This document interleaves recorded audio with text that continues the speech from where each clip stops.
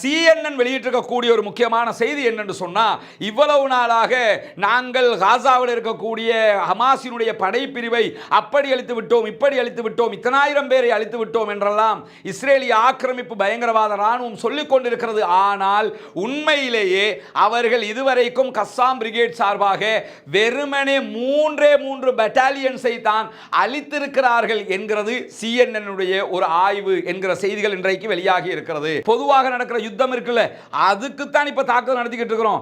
நீங்க எங்க தளபதியை கொண்டிருக்கிறீங்க, இஸ்மாயில் ஹனியாவையும் கொண்டிருக்கிறீங்க, அந்த ரெண்டு பேருக்கும் பழி வாங்குற விவகாரம் தனியா நடக்க இருக்குது அப்படின்னு சொல்லி இன்றைக்கும் குறிப்பு கூறி அதை வெளியிட்டு இருக்கிறார்கள். அரபு நாடுகள் ஈரானுக்கு சப்போர்ட்டா போயிடக்கூடாது, இஸ்ரேலை பாதுகாக்கிற விதமாக அவர்களை எப்படி ஆக்கிக் கொள்ள முடியும் என்பதில் கவனமாக பைடனே களமிறங்கி அடிக்கிறாருங்க. மிக முக்கியமான செய்தி என்னன்னு கேட்டா, ரஷ்யாவினுடைய பாரிய கப்பல்கள் செங்கடலில் இருப்பதை அவதானித்திருக்கிறது அமெரிக்கா என்கிற செய்திகள் வெளியாகி இருக்கிறது.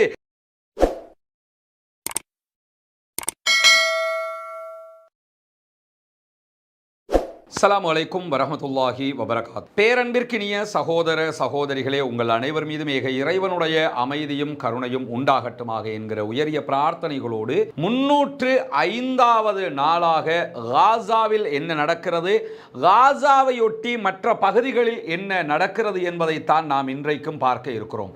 நமக்கெல்லாம் தெரியும், காசா மீதான தாக்குதலாக ஆரம்பித்த இந்த பாலஸ்தீன பெருயுத்தம் தற்போது ஈரான் இஸ்ரேல் வார் மாறுமா என்கிற மாபெரும் சந்தேகம் உருவாகி இருக்கிறது.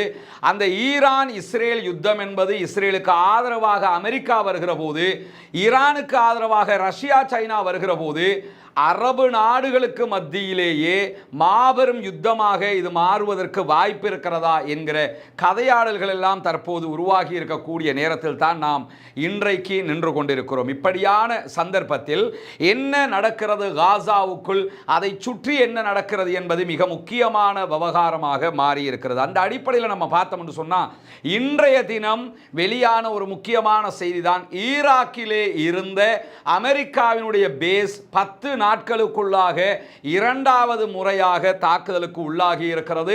அதிலும் குறிப்பாக இன்றைக்கு அமெரிக்கன் பேஸ் மீது நடத்தப்பட்ட தாக்குதலில் அமெரிக்காவினுடைய போர்சஸ் நிறைய பேர் படுகாயம் அடைந்திருக்கிறார்கள் என்கிற செய்திகளும் வெளியாகி இருக்கிறது. ஆனால் இந்த தாக்குதலை யார் நடத்தினார்கள் என்பது இதுவரைக்கும் எந்த ஒரு குழுக்களாலும் ஏற்றுக்கொள்ளப்படவில்லை.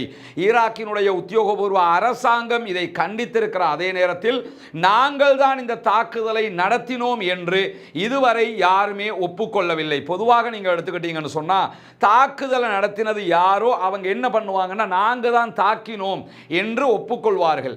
ஆனா இந்த தாக்குதலுக்கு யாருமே உரிமை கோரவில்லை என்பதிலிருந்து இந்த தாக்குதல் 2 பகுதிகளிலிருந்து வந்திருக்கலாம் என்று ஆய்வாளர்கள் சந்திக்கிறார்கள். ஒன்றோ, ஈரானுக்குள் சென்று தெஹ்ரானில் எப்படி இஸ்மாயில் ஹனியா மீது இஸ்ரேல் தாக்குதல் நடத்தியதோ அதே போன்று தற்போது இஸ்ரேலே இப்படி ஒரு தாக்குதலை நடத்தி அமெரிக்காவுடனான ஒரு மோதலை, இந்த மோதலுக்குள் அமெரிக்காவை உள்ளிருப்பதற்கான ஒரு ஏற்பாடாக இதை செய்திருக்கலாம் என்று சொல்லப்படுகிற அதே நேரத்தில், இந்த நேரத்தில் ISIS பயங்கரவாத குழுவும் தற்போது இஸ்ரேலோடு தான் நிற்கிறார்கள். அவர்களுடைய உருவாக்கம் தான் அவர்கள் என்பது உலகத்திற்கே தெரியும்.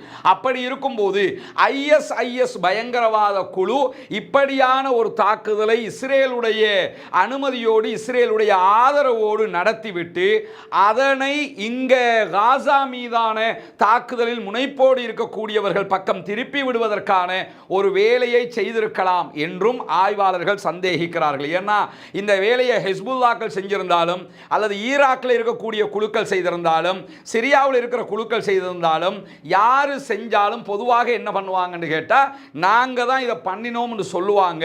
ஆனா இதுவரைக்கும் இதற்கு அவர்கள் யாரும் பொறுப்பேற்கவில்லை. அப்படி இருக்கும்போதுதான் எது எப்படி போனாலும் இவர்கள் செய்யவில்லை என்றால் கண்டிப்பாக இஸ்ரேல் ISஐ பயன்படுத்தி அல்லது நேரடியாக இஸ்ரேல் தான் இந்த தாக்குதலை நடத்தி இருக்க வேண்டும் என்று சொன்னால் அவர்களுடைய உருவாக்கம் தான் அவர்கள்.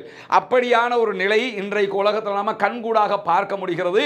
எனவே இந்த தாக்குதல் தொடர்பாக இதுவரைக்கும் அமெரிக்கா பதிலடி தாக்குதல்களையோ வேறு விதமான தாக்குதல்களையோ இதுவரைக்கும் பரிசீலிக்கவில்லை. இதுல இன்னொரு ஜியோ பாலிடிக்ஸும் இருக்கிறது. என்னன்னு கேட்டா, நமக்கு தெரியும் ஈராக் ஈராக்கில் இருந்தும் அமெரிக்கன் போர்சஸ் பெரும் அளவில் வெளியேறிட்டாங்க. ஈராக்கை கைவிட்டுட்டு அவங்க வெளியேறிட்டாங்க. ஆப்கானிஸ்தான்ல இருந்து வெளியேறின மாதிரி மொத்தமா வெளியேறலன்னா கூட ஈராக்கில் இருந்து பெரும்பாலும் வெளியேறி அவங்களுடைய பேஸ் மட்டும் தான் அங்கே இருக்கிறது. அப்படி இருக்கிற போது ஆப்கானிஸ்தான்ல அவங்களோட பேஸ் கூட கிடையாது, ஈராக்கில் அவர்களுடைய பேஸ் இருக்கிறது.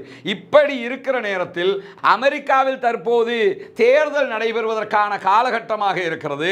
அமெரிக்காவினுடைய போர்சஸ் யுத்தத்தில் இருந்து ஒதுக்கி எடுத்துக்கொண்டதை நாங்கள் ஆப்கானில் இருந்து வெளியேறினோம், நாங்கள் ஈராக்கில் இருந்து வெளியேறினோம் என்று இதை ஒரு பெரியோர் விஷயமாக பைடன் அவருடைய தரப்பில் இருக்கக்கூடியவங்க ஒரு பிரபகண்டாவாக பண்ணுகிற நேரத்தில் பைடனுக்கு எதிராக இப்படியான ஒரு தாக்குதல் நடத்தப்பட்டு மீண்டும் அமெரிக்கன் போர்சஸ் உள்ள அனுப்புற மாதிரி ஒரு நிலை வருமாக இருந்தால் அதை என்ன பண்ணலாம்னா ஆளும் கட்சிக்கு எதிராக டொனால்ட் ட்ரம்ப் அதை பயன்படுத்தி கொள்வார். ஏன்னா டொனால்ட் ட்ரம்ப் ஆட்சிக்கு வருவது யாருக்கு தேவையாக இருக்குதோ இல்லையோ யூதர்களுக்கு தேவையாக இருக்கிறது, ஜியோனிஸ்டுகளுக்கு தேவையாக இருக்கிறது. இப்படி இரண்டு புறமாகவும் ஒரு இடியாப்ப சிக்கலை போன்று புரிந்து கொள்வதற்கு கொஞ்சம் டஃப்பாக இருக்கக்கூடிய மாதிரி எல்லா பகுதிகளாலும் நெருக்குகிற ஒரு தாக்குதலாக இந்த தாக்குதல் கணிக்கப்படுகிறது. எனவே இதனுடைய அடுத்த கட்டம் எப்படி இருக்க போகிறது என்பதை பொறுத்திருந்து பார்ப்போம். இப்படியான நேரத்தில் தான் இன்றைக்கும் காசாவுக்குள் வான்வழி தாக்குதல்களை நடத்தி இருக்கிறது இஸ்ரேலிய பயங்கரவாத ஆக்கிரமிப்பு ராணுவம். அதே போன்று காசாவின் பல பகுதிகளிலும் துப்பாக்கி சூடுகளையும் நடத்தி கொண்டிருக்கிறார்கள். இதுவரைக்கும் 23க்கும் மேற்பட்ட அப்பாவிகள் கொல்லப்பட்டிருக்கிறார்கள், ஷஹீதாகி இருக்கிறார்கள் என்கிற செய்திகளும் அங்கிருந்து வெளியாகி கொண்டிருக்கிறது. அதே நேரத்தில் இன்றைய தினம் அங்கிருக்கக்கூடிய சுதந்திர போராளிகள் என்ன செய்யறாங்கிறத பார்த்தீங்கன்னா பலவிதமான தாக்குதல்களையும் அங்கிருக்கக்கூடிய சுதந்திர போராளிகள் நடத்தி கொண்டிருக்கிறார்கள். குறிப்பாக கஸ்ஸாம் பிரிகேடை சேர்ந்த முஜாஹிதீன்கள் இன்றைக்கு வெளியிட்டிருக்கக்கூடிய செய்திகள் என்ன சொல்லியிருக்கிறாங்கன்னு கேட்டா, ஒரு ஜியோனிச படையினுடைய ஒரு பிரிகேடை ஒரு கட்டிடத்துக்குள் வைத்து நாங்கள் நடத்திய தாக்குதலில் அதிலே இருந்த அத்தனை பேருமே ஹான் யூனுஸில் வைத்து கொல்லப்பட்டிருக்கிறார்கள், அழிக்கப்பட்டிருக்கிறார்கள் என்கிற செய்திகளை இன்றைக்கு வெளியிட்டிருக்கிறார்கள். அதே மாதிரி பார்த்தீங்கன்னா கஸ்ஸாம் பிரிகேட் வெளியிட்டிருக்கக்கூடிய இன்னொரு செய்தியில் காசாவினுடைய தெற்கு பகுதிகளில் இருக்கக்கூடிய ரஃபாவுக்கு கிழக்கு பகுதியில் இருக்கக்கூடிய ஜலாதா என்கிற பகுதிகளில் இஸ்ரேலிய ஆக்கிரமிப்பு பயங்கரவாத ராணுவத்தினுடைய இன்ஜினியரிங் படையணி ஒன்றை எங்களுடைய பங்கர் வாசலுக்கு வரைக்கும் இழுத்து அவர்களை கவர்ந்து இழுக்கிறதுன்னு சொல்லுவாங்க. அது உள்ள ஆக்கள் இருக்கிறாங்க, நாம போய் ஷூட் பண்ணிடலாம், இந்த பங்கரை பிடிச்சிக்கிறலாம் மாதிரி என்ன செய்வாங்கன்னா தந்திரங்களை பண்ணி உள்ள எடுத்துருவாங்க. அந்த மாதிரி நாங்கள் உள்ளே இழுத்து அவர்களை அழித்திருக்கிறோம். பெரும்பாலும் நீங்க பார்த்தீங்கன்னா இந்த பங்கர்களுக்குள்ள வந்து செத்து போகிற குரூப் யாராக இருப்பாங்கன்னா இஸ்ரேலுடைய இன்ஜினியரிங் படையணியாக இருப்பாங்க. ஏன்னா அந்த பங்கர்னாலே அது அந்த இன்ஜினியரிங்கோட சம்பந்தப்பட்டதுங்கிறதுக்காக மட்டுமல்ல, இன்ஜினியரிங் படையணின்னா அவங்க ராணுவம் தான், போர்சஸ் தான், அவங்களுக்கு எக்ஸ்ட்ரா இந்த மாதிரியான நாலேஜ்கள் எல்லாம் கொடுக்கப்பட்டிருக்கும். அந்த குரூப் தான் பொதுவாக வந்து என்ன செய்வான்னு கேட்டா இது மாதிரி சிக்கல்களில் மாட்டிக்கொள்வோம். அது மாதிரி மாட்டிக்கொண்ட குரூப் தான் இந்த ஜலாதா பகுதிகளில் இன்றைக்கு கொல்லப்பட்டிருக்கிறது. அதே மாதிரி இன்றைக்கு கஸ்ஸாம் பிரிகேட் வெளியிட்டிருக்கக்கூடிய செய்திகளில் இஸ்ரேலிய ஆக்கிரமிப்பு பயங்கரவாத ராணுவத்தை சேர்ந்த 8 போர்சஸ்களை கொண்ட ஒரு படைப்பிரிவோடு நாங்கள் நேரடியாக கான் யூனுஸ் பகுதிகளிலே நடத்திய தாக்குதலில் 8 பேரையுமே அழித்திருக்கிறோம் என்கிற செய்திகளையும் சொல்லியிருக்கிறாங்க.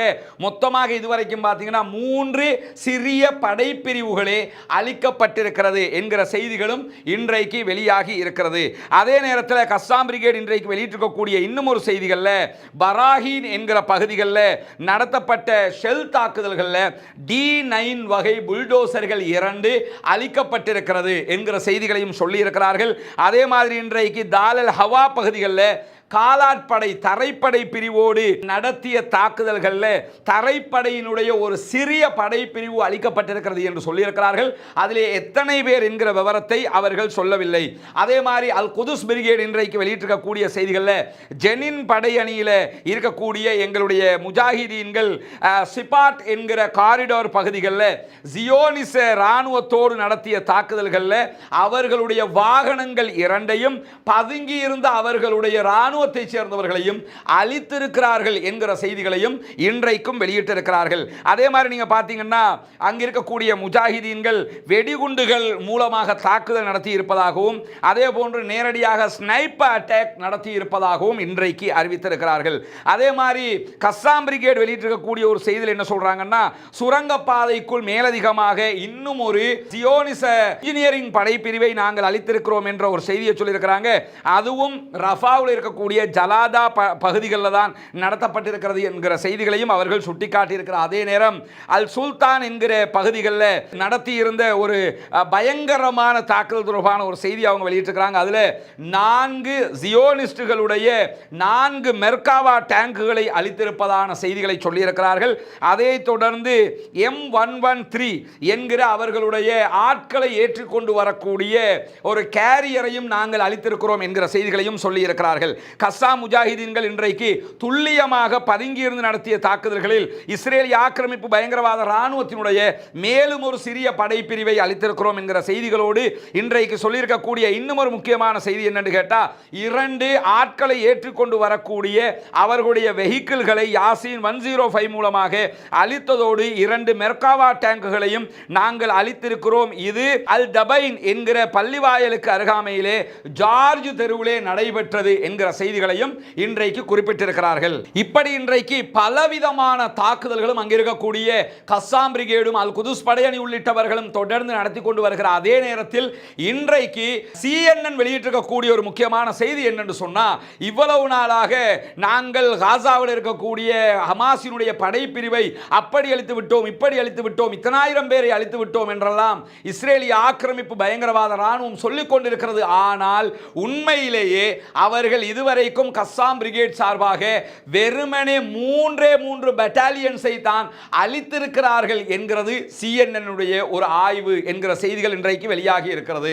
இதை நம்ம சொல்லல, அல் ஜசீரா சொல்லல, CNN என்ன சொல்றாங்கன்னு கேட்டா, ஹமாஸை அழிச்சிட்டோம் இவங்க படம் காட்டுற மாதிரி தெரியுது, 3 பட்டாலியனை தான் அழிச்சிருக்கிறாங்க, மற்ற அத்தனை பேரும் இருக்கிறாங்கிறது தான் நமக்கு தெரிஞ்ச தகவல் என்று சொல்லி அவர்களே இன்றைக்கு சொல்லி இருக்கிற அதே நேரம் எடியோத் அஹ்ரோனோத் என்கிற இஸ்ரேலிய ஆக்கிரமிப்பு பயங்கரவாத இராணுவத்தினுடைய பயங்கரவாத அரசாங்கத்தினுடைய பத்திரிகை, அந்த நாட்டில் இயங்கக்கூடிய பிரபலமான பத்திரிகை இன்றைக்கு வெளியிட்டிருக்கக்கூடிய செய்தி என்னவென்று சொன்னால், இதுவரைக்கும் 10,000க்கும் மேற்பட்ட இஸ்ரேலிய ஆக்கிரமிப்பு பயங்கரவாத இராணுவத்தினர் கொல்லப்பட்டு காயமடைந்திருக்கலாம் என்கிற ஒரு செய்தியை சொல்லியிருக்கிறார்கள். இதெல்லாம் ரொம்ப குறைவான செய்தி தான். இது எதுக்கு என்ன அவங்க 25,000க்கு மேலே கொல்லப்பட்டிருக்கலாம் என்று கடந்த 3 மாதங்களுக்கு முன்பதாகவே ஸ்ட்ராட்டஜி வைஸாகவே என்ன செஞ்சிட்டாங்கன்னு கேட்டால் பல ஆய்வுகளும் வெளியிட்டு விட்டார்கள். அப்பொழுதே நம்ம உங்களுக்கு சொல்லி இருக்கிறோம்.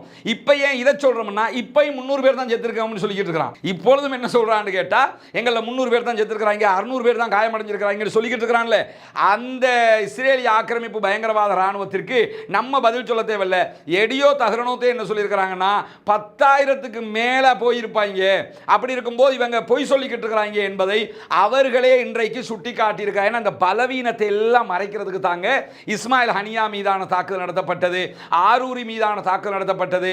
ஏன்னா தலைவர்களே கொண்டுட்டாங்க என்று காட்டினா இவங்க பெரிய கெத்து அந்த மாதிரி காட்டிக்கலாம். டவுன் ஆனதை நாங்க எப்படி தெரியுமா காட்டிக்கலாம். இதுக்காகத்தான் ட்ரை பண்றாங்களே தவிர உண்மையிலேயே அங்கே அடி வாங்குவது அவர்கள் தான் என்பதை அவர்களுடைய ஆட்களே வெளியிட்டுக் கொண்டிருக்கக்கூடிய நேரத்தில் தான் இஸ்மாயில் ஹனியாவினுடைய கொலை என்பது காசாவினுடைய யுத்தத்தை நீடித்துக் கொள்வதற்கான ஒரு திட்டம் என்கிறார் அப்பாஸ், மஹமூத் அப்பாஸ் சொல்லியிருக்கிறார். இவர் 12, 13ஆம் தேதிகளில் ரஷ்யா பயணமாக இருப்பதாக சொல்லப்படுகிறது.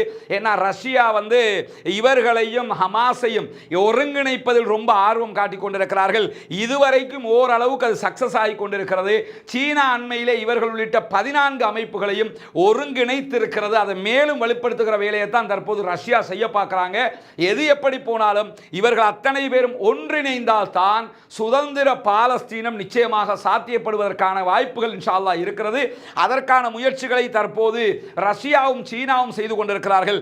பொறுத்திருந்து பார்ப்போம் இதிலே அடுத்த கட்டம் என்ன நடக்க போகிறது என்பதை. இப்படியான நேரத்தில் தான் நமக்கெல்லாம் தெரியும், 3 நாட்களுக்கு முன்பதாக நம்ம சொல்லியிருந்தோம், இஸ்மாயில் ஹனியா அவர்களுடைய கொலை தொடர்பாக அவருக்கு கவலை வெளியிட்டு கொலையை கண்டித்து மலேசியாவினுடைய பிரதமர் அன்வர் இப்ராஹிம் அவர்கள் வெளியிட்டிருந்த பேஸ்புக் பதிவையும் அவருடைய இன்ஸ்டாகிராம் பதிவையும் மெட்டா நீக்கி இருந்தாங்க. அதற்கு எதிராக அன்வர் இப்ராஹிம் கடுமையான ஒரு முறைப்பாட்டை மேற்கொண்டிருந்தார். அதை கடுமையாக கண்டித்திருந்தார், விமர்சித்திருந்தார். அதே நேரத்தில் துருக்கி அங்கும் இந்த காரியங்கள் நடக்கிறது என்று துருக்கியிலே இன்ஸ்டாகிராமுக்கு தடையும் விதித்திருக்கிறது. அப்படியான நேரத்தில் இன்றைக்கு மெட்டா மன்னிப்பு கேட்டிருக்கிறது. ஃபேஸ்புக் கம்பெனி என்ன பண்ணியிருக்கிறாங்க, மலேசியன் பிரதமர் இடத்துல மன்னிப்பு கேட்டது மட்டுமல்லாம நீக்கி அவருடைய பதிவை நீக்கும் போது எத்தனை ஷேர் இருந்ததோ எத்தனை லைக் இருந்ததோ அப்படியே நாங்கள் திருப்பி கொடுத்துட்டோம் என்று சொல்லி இருக்கிறார்கள் என்கிற செய்தியையும் இன்றைக்கு அல் ஜசீரா வெளியிட்டிருக்கிறது. இப்படியான நேரத்தில் தான் இன்றைய தினம் ஹிஸ்புல்லாக்கள் பல தாக்குதல்களை இஸ்ரேல் மீது நடத்தி இருக்கிறார்கள். குறிப்பாக இஸ்ரேலுடைய அவிவிம் நகரத்தின் மீது இன்றைக்கு அவர்கள் தாக்குதல் நடத்தி இருக்கிறார்கள். இஸ்ரேலுடனான லெபனானுடைய ப்ளூ லைன் எல்லைக்கு அருகில் இருக்கக்கூடிய ஒரு கிராமம் தான் அவிவிம் என்பது. அதிலே இருந்த இஸ்ரேலிய ஆக்கிரமிப்பு பயங்கரவாத இராணுவத்தினர் பயன்படுத்துகிற குவார்ட்டர்ஸ்களை, அவர்களுடைய தங்குமிடங்களை இலக்கு வைத்து தான் இந்த தாக்குதல் நடத்தப்பட்டிருக்கிறது. இதே நேரத்தில் இந்த அவிவிம் மேல தாக்குதல் நடத்தினது மாதிரி இன்னும் சில நகரங்களின் மீதும் கிராமங்களின் மீதும் இன்றைக்கும் ஹிஸ்புல்லாக்கள் தாக்குதல் நடத்தி இருக்கிறார்கள். நடத்தி இருக்கிறதோட ஸ்பெஷல் என்னன்னு கேட்டா, இந்த தாக்குதலும் வளமையான தாக்குதல் தான் சொல்லியிருக்கிறாங்களே தவிர இன்னும் நாங்கள் பழிவாங்க ஆரம்பிக்கவில்லை. சுக்கூருடைய கொலைக்கோ ஹனியாவினுடைய கொலைக்கோ நாங்கள் பழிவாங்க ஆரம்பிக்கவில்லை. பழிவாங்குற லிஸ்ட்ல இதை சேர்த்துக்கிறாங்க. பழி வாங்கக்குள்ள சொல்லிட்டு பழி வாங்குவாங்களாம். அந்த லிஸ்ட்ல இதை சேர்க்க, இது வந்து காசாவில் பொதுவாக நடக்கிற யுத்தம் இருக்குல்ல, அதுக்குத்தான் இப்ப தாக்குதல் நடத்திக்கிட்டு இருக்கிறோம். நீங்க எங்க தளபதியை கொண்டிருக்கிறீங்க, இஸ்மாயில் ஹனியாவையும் கொண்டிருக்கிறீங்க. அந்த ரெண்டு பேருக்கும் பழி வாங்குற விவகாரம் தனியா நடக்க இருக்குது அப்படின்னு சொல்லி இன்றைக்கும் குறிப்பு கூறி அதை வெளியிட்டு இருக்கிறார்கள்.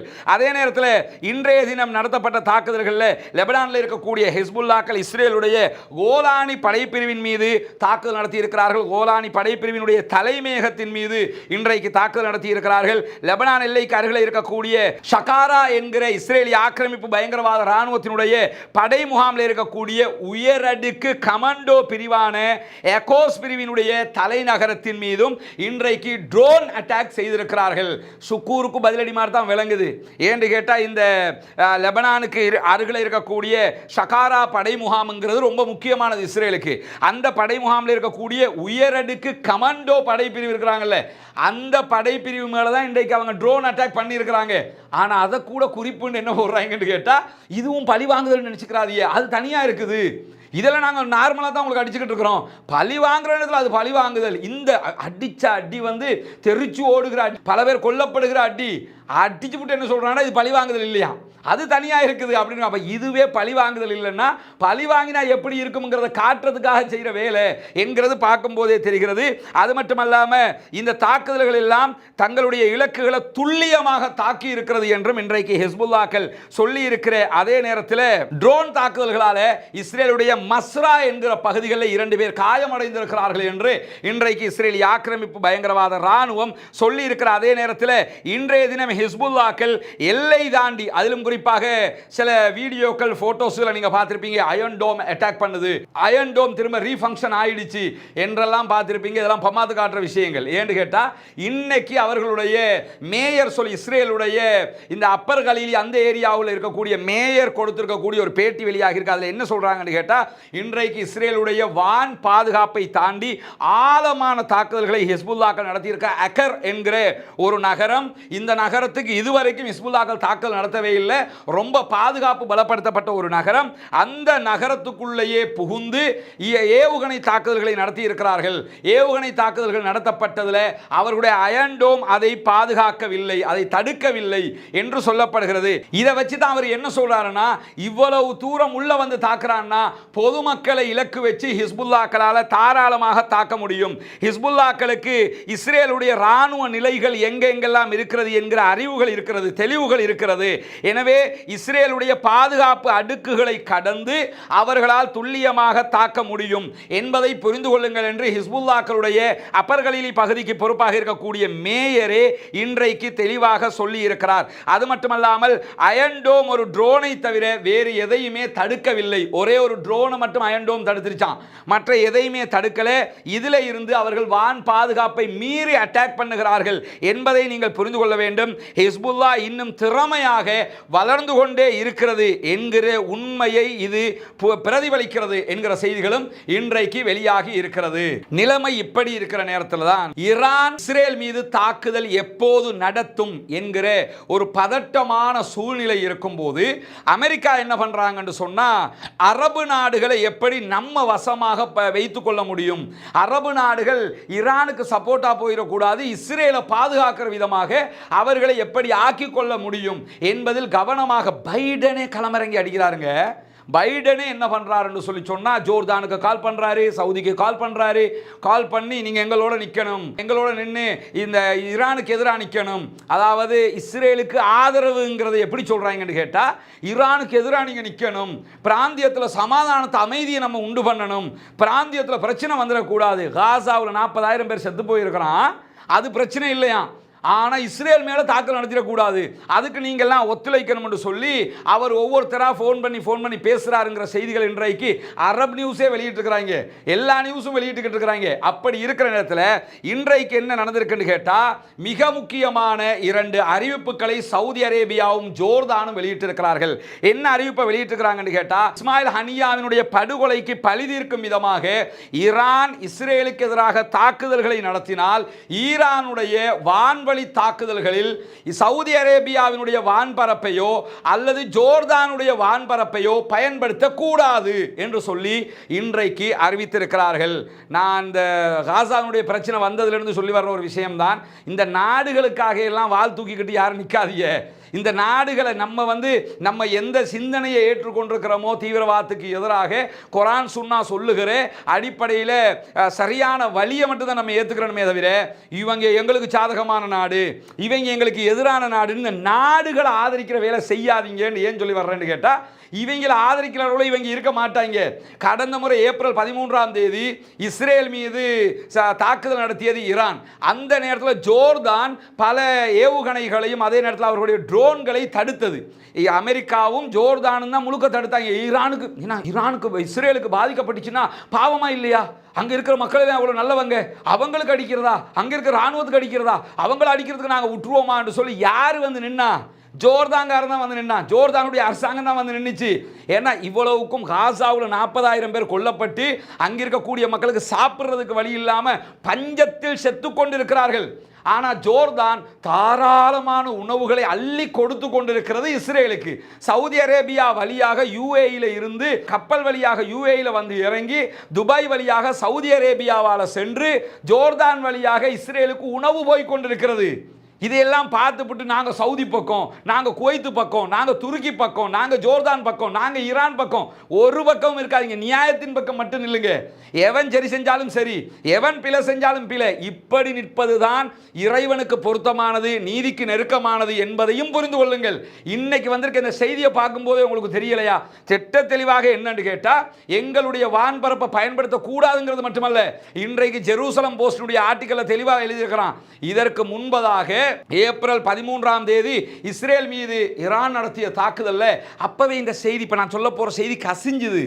ஆனா நம்ம நம்பல, இன்னைக்கு அதை கன்ஃபார்ம் பண்ணியிருக்கிறாங்க. எப்படின்னு கேட்டா, ஜோர்தான் மட்டுமல்ல சவுதி அரேபியாவும் இணைந்துதான் ஈரான் நடத்திய தாக்குதல்களை ட்ரோன்களை எல்லாம் தடுத்தாங்க. சவுதியும் சேர்ந்து தான் பண்ணியிருக்கிறான். இந்த முனாஃபிக்கு தனத்துக்கு துணை போயிருக்கிறான், போகாம தெளிவாக செஞ்சிருக்கிறான். இப்போ தெளிவாக சொல்லிட்டானே, சவுதி அரேபியாவுடைய வெளிவிவகார அமைச்சும் ஜோர்தானுடைய வெளிவிவகார அமைச்சரும் தெளிவாக என்ன அறிவிச்சாங்கன்னா, ஈரானுக்கே நாங்கள் சொல்லிட்டோம்ங்கிறாங்க. என்னன்னா, நீங்கள் இஸ்ரேலுக்கு தாக்காம இருங்க, பிரச்சனை இல்லை, எங்களுடைய வான்பரப்பை பயன்படுத்தக்கூடாது, எங்களுக்கு மேலே உங்களுடைய ட்ரோன் போய் இஸ்ரேலை தாக்குறதுக்கு போகும்னு சொன்னால் நாங்கள் அடிச்சு உளுத்தாட்டிடுவோம். ஏன்னா ரொம்ப முக்கியமாக அதை காப்பாற்றணும்ல. இஸ்ரேலுக்கு ஏதாவது நடந்துருச்சுன்னா, இஸ்ரேலில் யாராவது கொல்லப்பட்டுட்டாங்கன்னா, காசாவில் செத்தா என்னத்தை வேண்டி கிடக்குது? காசாவில் 40,000 4 லட்சம் பேர் செத்தாலும் எங்களுக்கு என்ன? ஆனால் இஸ்ரேலில் ஒருத்தர் கூட செத்துடக்கூடாதுல்ல.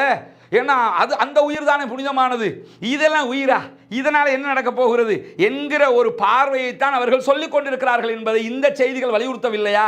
ரியாதும் இதை சொல்லிவிட்டது, ஜோர்தானும் சொல்லிவிட்டது என்கிற செய்திகளை நம்ம பார்க்க முடியுது. அது மட்டுமல்லாமல் இன்றைக்கு வெளியாகி இருக்கக்கூடிய செய்திகளில் இன்னும் ஒரு முக்கியமான செய்தி என்னன்னு சொன்னா, ஈரான் தன்னுடைய தாக்குதல்களை நடத்துவதற்கு துல்லியமான திட்டங்களை அமைத்து வருவதாக சொல்லப்படுகிறது. அந்த அடிப்படையில் ஜோர்தான் ஏற்கனவே வந்து கெஞ்சி பார்த்தான் இஸ்ரேலுக்காக, அது எடுபடலை. ஜோர்தானுடைய மன்னரே என்ன சொல்லியிருக்கிறாருன்னா, நாங்கள் ஒன்று இஸ்ரேலுக்காக பறிஞ்சு பேச போகல, சண்டை வந்துடக்கூடாதுங்கிறதுக்கு தான் ஈரானுக்கு பேச போனோம். ஏன் இதை இஸ்ரேலோட போய் நேரடியாக பேசி காசாவில் கொள்ளாதீங்கன்னு சொல்ல வேண்டியதானே? அதுக்கெல்லாம் பரிந்து பேச போகல, இதுக்கு நாங்கள் பரிந்து பேச போனது இதுக்கு தாண்டி அவர் விளக்கம் எல்லாம் சொல்லியிருக்கிறாரு. இந்த மாதிரியான நேரத்தில் தான் இன்றைக்கு ஜோர்தான் என்ன சொல்லியிருக்கிறாங்கன்னா, அவங்களுடைய விமானங்களுக்கெல்லாம் எக்ஸ்ட்ரா 45 நிமிஷம் பறக்கிறதுக்கு ஏற்ற மாதிரி ஃபியூலை ரெடி பண்ணி வச்சுக்கிறங்க. ஏன்னா திடீர்னு தாக்குதல் ஆரம்பித்தா வான்பரப்பை மூடி விட்டுருவாங்க. ஈரான் தாக்குதல் ஆரம்பிச்சதுன்னா வான்பரப்பை மூடிடுவாங்க. பண்ணிடுவாங்க, க்ளோஸ் பண்ணி என்ன பண்ணுவான்னு கேட்டால் எந்த விமானமும் எங்கள் எல்லையில் பறக்காத அப்படின்னு சொல்லி அறிவிச்சு போட்டு ஈரான் அடிக்கிறத தடுக்கிறதுக்காக நாங்கள் ரெடி ஆயிடுவோம். அப்போ உங்களுக்கு விமானத்தை இறக்க முடியலன்னா 45 மினிட்ஸுக்குள்ளே நீங்கள் வேறொரு நாட்டில் இறக்கிறதுக்கு ரெடி பண்ணிக்கிறேன்னு, அதனால் அப்படி செஞ்சுக்கிறீங்கன்னு சொல்லியிருக்கிறாங்க. ஆனால் இன்றைக்கு IRGC ஒரு செய்தியை சொல்லியிருக்கிறாங்க. என்னென்னு கேட்டால், இந்த வான்பரப்பை மூடுறது மூடாமல் இருக்கிறது இதெல்லாம் எங்களுக்கு பிரச்சனையே இல்லை, நாங்கள் அடிக்க ஆரம்பித்தோம்னு சொல்லி சொன்னால் நீ தடுக்கிறதுக்குள்ளாக போய் சேர்ற மாதிரி தான் அடிப்போம். என்ன நினச்சிக்கிட்டு இருக்கிறாங்க, பழைய மாதிரி அந்த 300 ட்ரோன் அனுப்ப போகிறான்னு மட்டும்தான் கற்பனை பண்ணுறாங்க. அதையும் அனுப்பலாம், சில நேரங்களில் பெலிஸ்டிக் அனுப்புவாங்கன்னு நினைக்கலாம். பெலிஸ்டிக் அனுப்பினா கூட இவங்களால் தடுக்க முடியும் என்று சொல்லப்படுகிறது. ஆனால் ஹைப்பர்சோனிக் மாதிரியான ஏவுகணை தாக்குதல்களை இவர்கள் நடத்த ஆரம்பித்தால் கண்டிப்பாக அதை தடுக்க முடியாது. பெலிஸ்டிக்கை தடுக்கிறதுக்கு அமெரிக்காவினுடைய ஐசன்ஹோவர் கப்பலுக்கு முடியும், ஆனால் ஹைப்பர்சோனிக்கை தடுக்க முடியுமான்னு கேட்டால் ஹைப்பர்சோனிக்கை அவர்களால் தடுக்க முடியாது, அதை இடைநிறுத்த முடியாது என்று சொல்லப்படுகிறது. ராணுவம் தொடர்பான இந்த ஆய்வாளர்கள் அதுதான் சொல்றாங்க. எனவே இஸ்ரேல் மீது ஹைப்பர்சோனிக் அட்டாக் நடக்க போகிறதா, ஏவுகணை தாக்குதல் நடக்க போகிறதா, பெலிஸ்டிக் தாக்குதல் நடக்க போகிறதா என்பதை பொறுத்திருந்து பார்க்க வேண்டும்.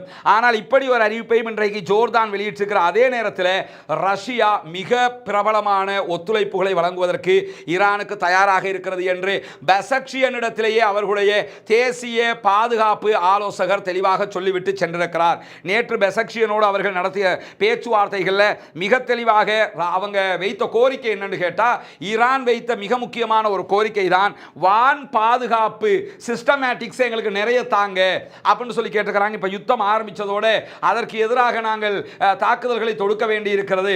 எனவே வருகிற ஏவுகணைகளை, எங்களை நோக்கி ஏவுகணைகள் வந்தால் அதை தடுப்பதற்குரிய வான் பாதுகாப்பு சிஸ்டமேட்டிக்கை எங்களுக்கு நிறைய நீங்கள் தரணும் அப்படின்னு சொல்லி கேட்ட நேரத்தில் அதற்கான வான் பாதுகாப்பு மேம்படுத்தப்பட்ட ஆயுதங்களை சொல்லி அடுத்த கணமே ஈரானுக்கு கொடுப்பதற்கான எல்லா ஏற்பாடுகளையும் ரஷ்ய அதிபர் விளாடிமிர் புட்டின் செய்துவிட்டார். அதற்குரிய ஆயுதங்கள் வந்து கொண்டிருக்கின்றன என்கிற செய்திகளும் இன்றைக்கு வெளியாகி கொண்டிருக்கிறது. அதாவது அவங்க அடிக்கிறத தடுக்கிறதுக்கு மேலதிக ஆயுதங்களை கேட்டிருக்கிறாங்க, அதுவும் வந்து கொண்டிருப்பதாக சொல்லப்படுகிற அதே நேரத்தில் நேற்று இந்த ஷொய்கு அவரோட பெசக்ஷியன் நடத்திய தாக்குதலில் காசாவில் இவ்வளவு அநியாயம் நடந்து கொண்டிருக்கிறது, தெஹ்ரானுக்குள்ள பூந்தே ஹமாஸுடைய லீடரை கொன்னாங்க, இதெல்லாம் சர்வதேச விதிமீறல்கள், எனவே இதற்கு எதிராகத்தான் நாங்கள் இந்த தாக்குதலை நடத்த போகிறோம் எனும்போது அவரே தெளிவாக என்ன சொல்லிட்டாருன்னா, அக்டோபர் 7ஆம் தேதியிலிருந்து நாங்கள் ஹமாஸுக்கு ஆதரவாக தான் இருக்கிறோம், இந்த அநியாயத்தை நாங்கள் பிராந்திய யுத்தமாக மாற்ற முடியாது, உங்களோட நாங்கள் இருக்கிறோம், வேண்டியதை செய்யுங்கன்ட்டாங்க, நீங்கள் நினைச்சதை பண்ணுங்கன்ட்டாங்க, தேவையான ஆயுதத்தெல்லாம் உங்களுக்கு தருவோம் என்கிற செய்திகளையும்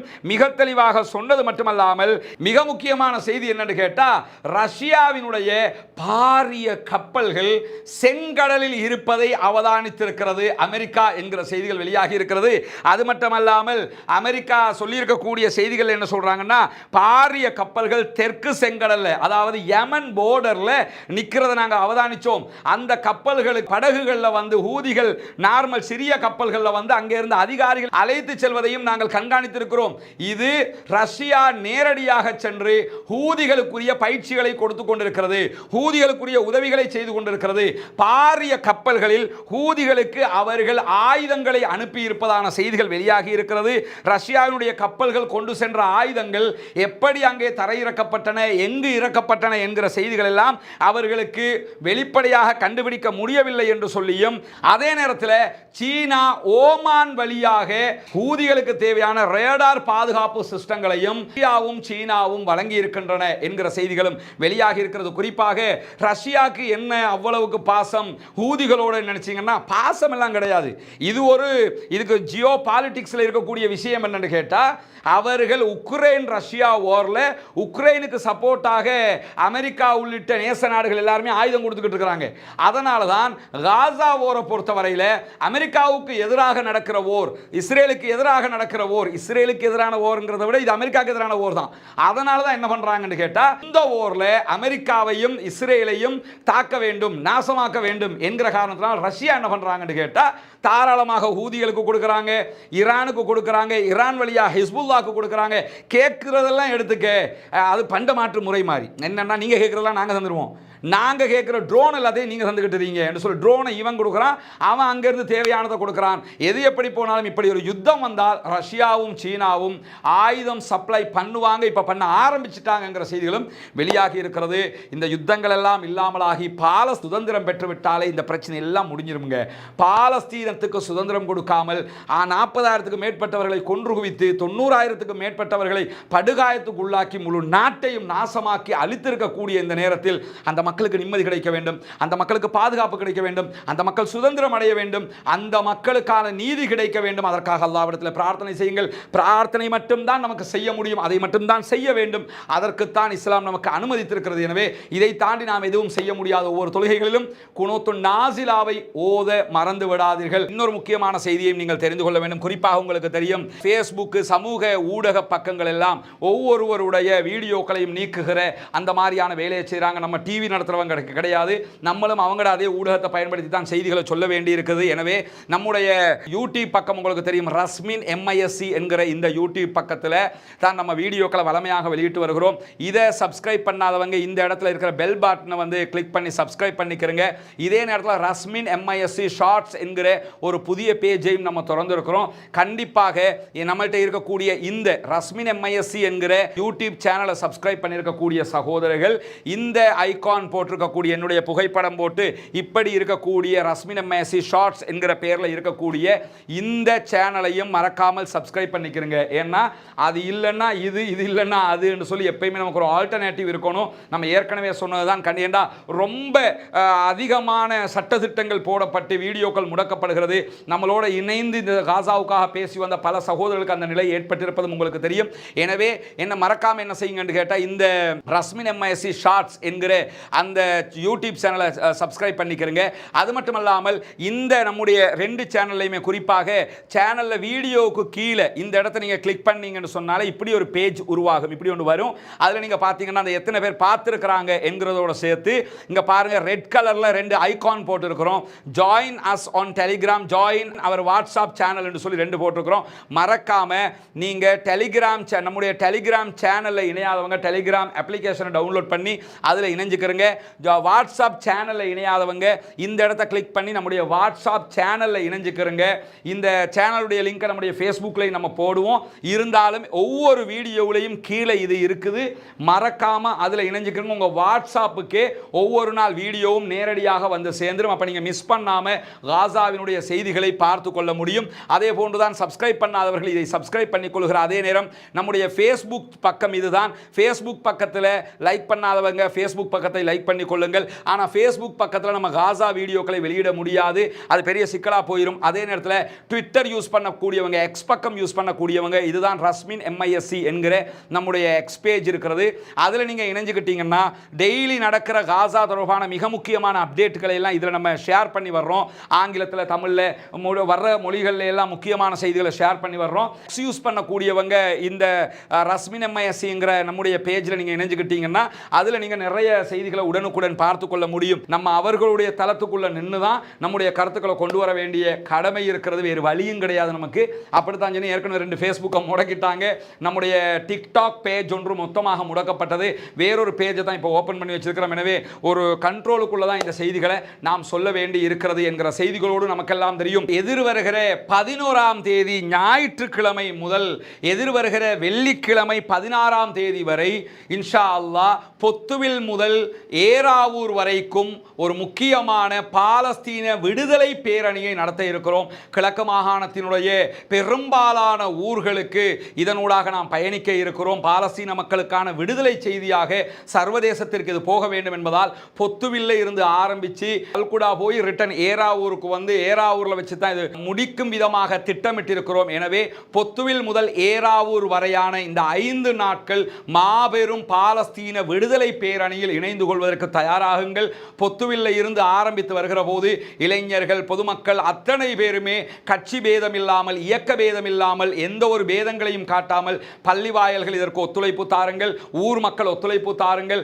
பாலஸ்தீன விடுதலை பேரணியாக இது அமைய இருக்கிறது. அத்தனை சகோதரர்களும் இதற்கு ஒத்துழைப்பு தருவதற்கு தயாராக இருக்கிற செய்திகளை நம்மோடு பகிர்ந்து கொள்கிறார்கள். அதே நேரத்தில் 11ஆம் தேதி ஞாயிற்றுக்கிழமை சரியாக ஈவினிங் 4 மணியில இருந்து பொத்துவில்ல இந்த பேரணி ஆரம்பிக்க இருக்கிறது. 11ஆம் தேதி பொத்துவில்ல தான் இந்த பேரணி ஆரம்பிக்கப்படும். அதே நேரத்தில் 12ஆம் தேதி திங்கட்கிழமை அக்கரைப்பற்றிலும், அதே நேரம் அட்டாளைச்சேனை வரைக்கும் நம்ம நகர்ந்து வருவோம். அதே மாதிரி பார்த்தீங்கன்னா 13ஆம் தேதி செவ்வாய்க்கிழமை அட்டாளைச்சேனையில் ஆரம்பித்து ஒழுவில் நிந்தவூர் வரைக்கும் வர இருக்கிறோம். 14ஆம் தேதி புதன்கிழமை நிந்தவூர்ல ஆரம்பித்து சம்மாந்துறை சாய்ந்தமருது வரைக்கும் வர இருக்கிறோம். அதே போன்று 15ஆம் தேதி வியாழக்கிழமை கல்முனை மருதமுனை ஆகிய பகுதிகளுக்கு வர இருக்கிறோம். 16ஆம் தேதி வெள்ளிக்கிழமை காத்தான்குடி கல்குடா ஆகிய பகுதிகளுக்கு சென்று ஏராவூரிலே இறுதி மாநாட்டோடு இது முடிவடைய இருக்கிறது. இப்படி ஒரு பிரம்மாண்டமான பேரணி ஏற்பாடு செய்யப்பட்டிருக்கிறது. கண்டிப்பாக இதிலே அத்தனை பேரும் கூட்டம் குடும்பத்தோடு கலந்து கொள்ளுங்கள். பாலஸ்தீன மக்களுக்கு நடக்கிற அழிவுகளுக்கு, இன அழிப்புக்கு எதிராக நம்முடைய ஜனநாயக குரலை நாம் ஓங்கி ஒலிக்க வேண்டி இருக்கிறது. ஜனநாயக ரீதியாக நாம் வெற்றி பெற வேண்டி இருக்கிறது. அந்த மக்களுக்காக ஜனநாயக ரீதியாக குரல் எழுப்புவதற்கான ஒரு சிறந்த சந்தர்ப்பமாக இது இருக்கிறது. எனவே அதற்காக தயாராகுங்கள். வல்ல ரஹ்மான் நம் அத்தனை பேரையும் நல்ல எண்ணங்களை பூர்த்தி செய்வானாக, கபூலாக்குவானாக என்கிற பிரார்த்தனைகளோடு பாலஸ்தீனம் வெற்றி பெற வேண்டும், பாலஸ்தீனம் சுதந்திரம் அடைய வேண்டும், பாலஸ்தீன மக்கள் சுதந்திரமுடையவர்களாக மாற வேண்டும். இஸ்ரேலிய ஆக்கிரமிப்பு பயங்கரவாத இராணுவத்தினுடைய தீவிரவாத செயல்கள் நிறுத்தப்பட்டு பயங்கரவாதமற்ற, தீவிரவாதமற்ற ஜனநாயக ரீதியில் அமைதியான உலகு உருவாக வேண்டும் என்கிற பிரார்த்தனைகளோடு முடித்துக் கொள்கிறேன். வாஹர் தஅவானா அல்ஹம்துலில்லாஹி ரப்பில் ஆலமீன்.